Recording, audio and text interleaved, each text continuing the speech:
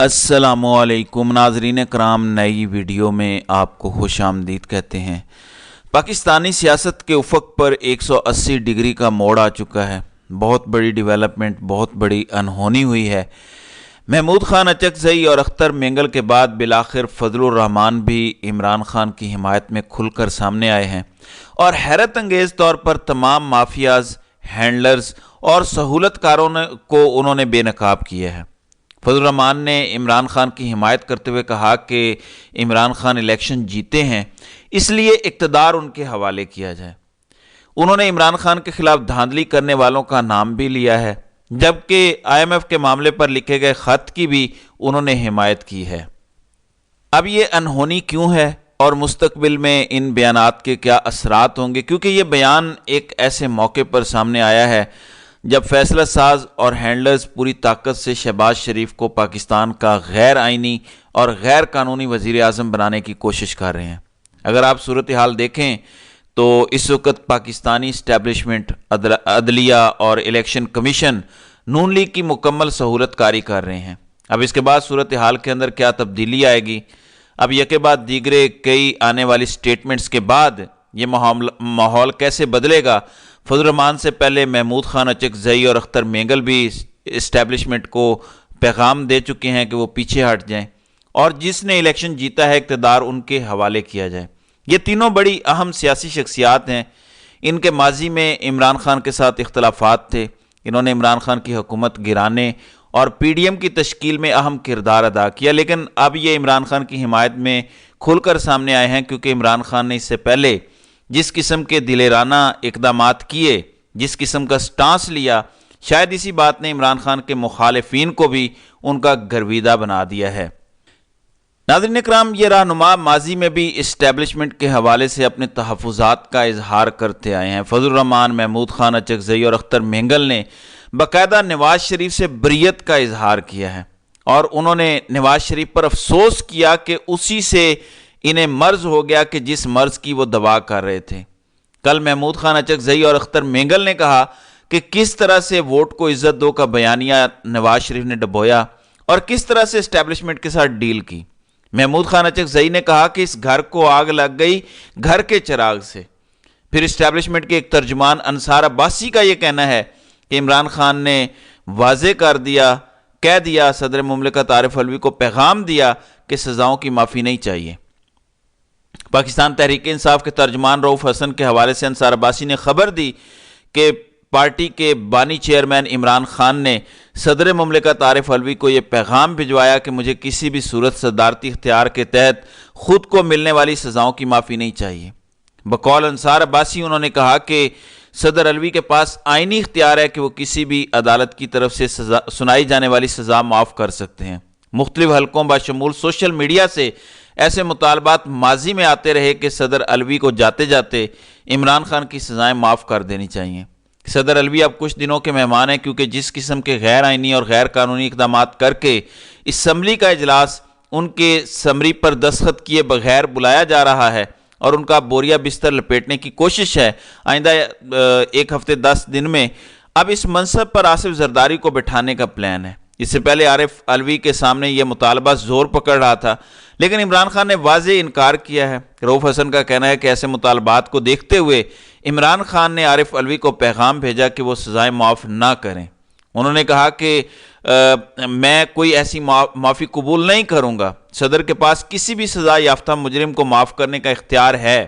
آئین کا آرٹیکل 45 اسی موضوع پر ہے۔ آرٹیکل میں لکھا ہے کہ صدر مملکت کو کسی عدالت، ٹریبیونل یا دیگر کسی مجاز کی دی گئی سزا کو معاف کرنے، ملتوی کرنے اور کچھ عرصے کے لیے روکنے، اس میں تخفیف کرنے یا تبدیل کرنے کا اختیار ہے۔ کئی ماہرین آئین اور قانون سے جن کا تعلق ہے ان کی رائے ہے کہ صدر مملکت وزیر اعظم کی سفارش پر کسی بھی سزا کو معطل کر سکتے ہیں، لیکن بڑی تعداد میں آئینی ماہرین کا یہ بھی کہنا ہے کہ صدر مملکت یہ اقدام اپنی مرضی سے اٹھا سکتے ہیں، اس کے لیے انہیں چیف ایگزیکٹو کی سفارش کی ضرورت نہیں ہے۔ ناظرین اکرام، گزشتہ سال اگست میں اسلام آباد کی ضلعی عدالت کی جانب سے توشہ خانہ کیس میں عمران خان کو سزا سنائے جانے کے بعد سینئر وکیل اور پی ٹی آئی کے رہنما سردار لطیف کھوسہ نے کہا تھا کہ صدر مملکت اپنی ثوابدید پر یا وزیر اعظم کے مشورے پر آرٹیکل 45 کے تحت کسی بھی سزا کو ختم یا معاف کر سکتے ہیں۔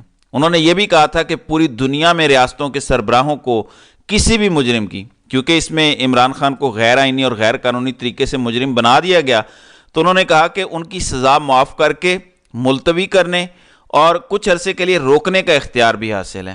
آپ کو پتہ ہے کہ گزشتہ سال اسلام آباد ہائی کورٹ نے عمران خان کو دی گئی سزا معطل کی تھی، جبکہ 8 فروری سے ایک ہفتہ پہلے 3 دیگر کیسز میں عمران خان کو سزا سنائی گئی۔ ایک سائفر کیس میں انہیں شاہ محمود قریشی کے ساتھ 10 سال قید کی سزا سنائی گئی۔ پھر ان کی اہلیہ بشرا بی بی کے ساتھ بعد میں 2 مقدمات، نیب کا توشہ خانہ کیس اور غیر قانونی نکاح کیس میں سزا سنائی گئی۔ توشہ خانہ کیس میں 14 سال کی، جبکہ غیر قانونی کیس میں دونوں کو 7 سال کی سزا سنائی گئی۔ اب ان دونوں سزاؤں کا عوام کی جانب سے شدید رد عمل آیا اور عام انتخابات میں پی ٹی آئی کے حمایت یافتہ امیدواروں کی بڑی تعداد کامیاب ہوئی۔ اس کے بعد تحریک انصاف کے حامیوں نے عارف علوی سے عمران خان کی سزاؤں کو معاف کرنے کا مطالبہ کیا۔ عمران خان اور ان کی اہلیہ کی قانونی ٹیم تینوں سزاؤں کو اسلام آباد ہائی کورٹ میں پہلے ہی چیلنج کر چکی ہے۔ اب ان پر فرد جرم بھی ایک اور معاملے کے اندر عائد ہو چکی ہے، لیکن عمران خان آئینی اور قانونی طور پر عدالتوں کے اندر ان تمام تر چیزوں کا مقابلہ کرنا چاہتے ہیں۔ یہی عمران خان کی خوبصورتی ہے۔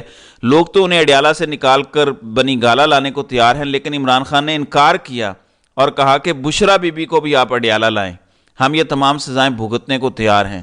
ہم آئین اور قانون میں رہتے ہوئے یہ عدالتی جنگ لڑیں گے اور کسی قسم کا کوئی ریلیف حاصل کرنے کی کوشش نہیں کریں گے۔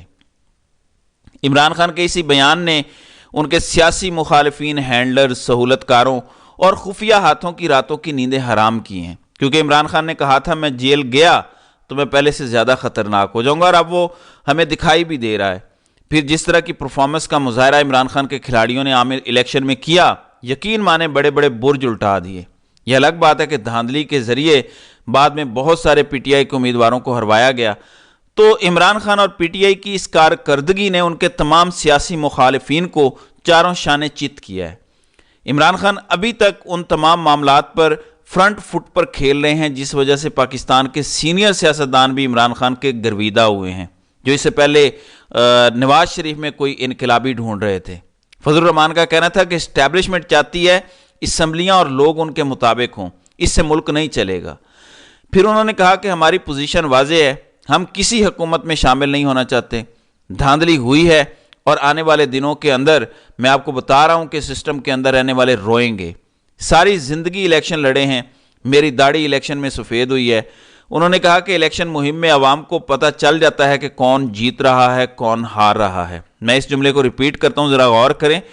انہوں نے کہا کہ الیکشن مہم میں عوام کو پتہ چل جاتا ہے کون جیت رہا ہے، کون ہار رہا ہے۔ پی ٹی آئی جیتی ہے، ان کو حکومت دیں۔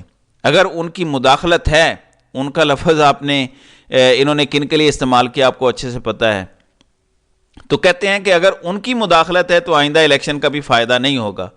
کیا اس طرح سے ہمارا پارلیمانی نظام جاری رہے گا؟ انہوں نے کہا کہ آئی ایم ایف کا رویہ ہمارے ساتھ بہتر نہیں ہے، باہر کے اداروں کو مداخلت کی دعوت نہیں دینی چاہیے۔ اب اس فکرے کو مختلف انداز میں لوگ پورٹرے کرنے کی کوشش کر رہے ہیں کہ انہوں نے اداروں کی مداخلت کو دعوت نہیں دینی چاہیے، جبکہ کچھ لوگ کہہ رہے ہیں کہ کیونکہ عمران خان کا خط اس معاملے پر مداخلت ہے، اس کا کانٹیکس میں چھوڑتا ہوں۔ انہوں نے کہا کہ بہرحال آئی ایم ایف کا رویہ ہمارے ساتھ بہتر نہیں ہے، اور یہی عمران خان کا بھی موقف رہا ہے۔ فضل الرحمان نے یہ بھی اعلان کیا کہ صدر کے انتخاب میں بھی ووٹ نہیں ڈالیں گے، کے پی کے اسمبلی میں وزیر اعلیٰ اور اپوزیشن لیڈر کے انتخاب میں بھی لا تعلق رہیں گے۔ پی ٹی آئی وفد سے ملاقات کے حوالے سے انہوں نے کہا کہ پی ٹی آئی وفد آیا، ہم نے اپنی روایات کے مطابق انہیں عزت دی، کوئی ہمارے تحفظات اگر دور کرنے میں سنجیدہ ہو تو سیاست میں مذاکرات ہوتے ہیں۔ عمران خان کی گرفتاری کے وقت بھی میں نے کہا تھا کہ مقابلے کا مزہ نہیں آ رہا، ہم خود قید گزار چکے ہیں، سیاسی لوگ جیل جاتے ہیں، لیکن میں کسی سیاستدان کا قید میں رہنے پر خوش نہیں ہوتا۔ انہوں نے کہا کہ الگ طریقے سے اس مرتبہ دھاندلی ہوئی اور ہمیں کہا جا رہا ہے کہ عوام میں جانے سے خطرہ ہے۔ الیکشن گزر گئے تو اس کے بعد کیا اب کوئی تھریٹ نہیں ہے؟ ہمیں ان تمام چیزوں کا اندازہ تھا کہ کس طرح سے کس کو کہاں پہ کس سیاسی جماعت سے کیسے تکلیف ہے۔ انہوں نے کہا کہ اگر وہ یہ سمجھتے ہیں کہ دھاندلی نہیں ہوئی تو پھر تو 9 مئی کا بیانیہ دفن ہو گیا۔ اب یہ جملہ بڑا غور طلب ہے کہ 9 مئی کا بیانیہ تو پھر دفن ہو گیا۔ اگر وہ کہتے ہیں دھاندلی نہیں ہوئی، ہماری پوزیشن واضح ہے، ہم کسی حکومت میں شامل نہیں ہونا چاہتے، ان سے ملک نہیں چلنے والا، نظام گر جائے گا۔ اسٹیبلشمنٹ چاہتی ہے اسمبلیاں بھی ان کے مطابق ہوں اور لوگ بھی۔ عوام کا نمائندہ اسٹیبلشمنٹ کا نمائندہ نہیں ہونا چاہیے۔ تو ناظرین کرام، یہ بڑی اہم گفتگو ہے۔ اسلام آباد کے مقتدر حلقے ان کی اس گفتگو کو بڑی سنجیدگی سے لے رہے ہیں، کیونکہ گزشتہ 24 گھنٹوں کے اندر یہ 3 بڑی آوازیں عمران خان کے حق میں اور تحریک انصاف کے حق میں جو ہے وہ اٹھی ہیں۔